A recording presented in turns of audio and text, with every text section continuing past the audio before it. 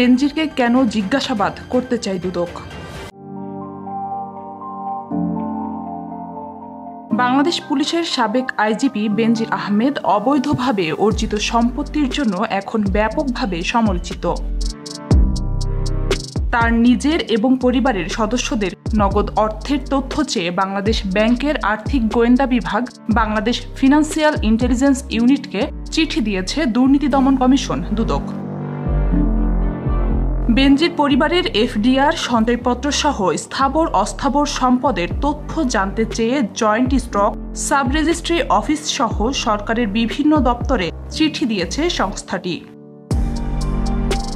আগামী মে মাসের প্রথম সপ্তাহের মধ্যে দুদককে এসব তথ্য সরবরাহ করতে বলা হয়।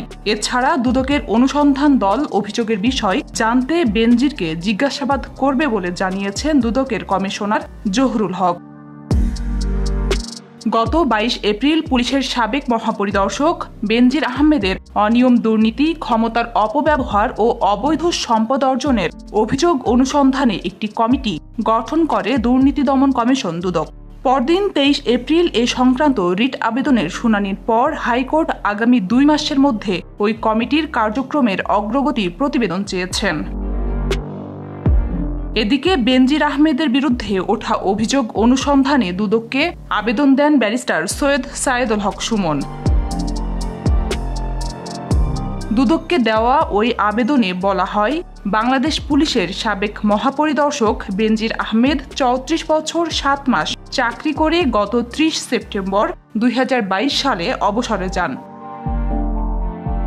অবসর গ্রহণের পর দেখা যায় বেনজির আহমেদ তার স্ত্রী ও কন্যাদের নামে বিপুল পরিমাণ সম্পত্তি অর্জন করেছেন, যা তার আয়ের তুলনায় অসম। পুলিশের সাবেক মহাপরিদর্শক তার স্ত্রী জিসান মির্জা এবং 2 মেয়ে ফারহিন রিশতা বিনতে বেনজির ও তাহসিন রাইসা বিনতে বেনজিরের নামে বিপুল পরিমাণ সম্পদ অর্জন করেছেন। বেনজির আহমেদ তার পদের অপব্যবহার করে তার আয়ের তুলনায় প্রতিবেদনে উল্লিখিত সম্পত্তি অধিগ্রহণ করেছেন বলে বিশ্বাস করার যথেষ্ট কারণ রয়েছে বলে চিঠিতে জানান ব্যারিস্টার সুমন। এসব বিষয় আমলে নিয়ে দুদক দল এখন তাকে জিজ্ঞাসাবাদ করার প্রস্তুতি নিচ্ছে। আজকাল নিউজ, নিউ ইয়র্ক।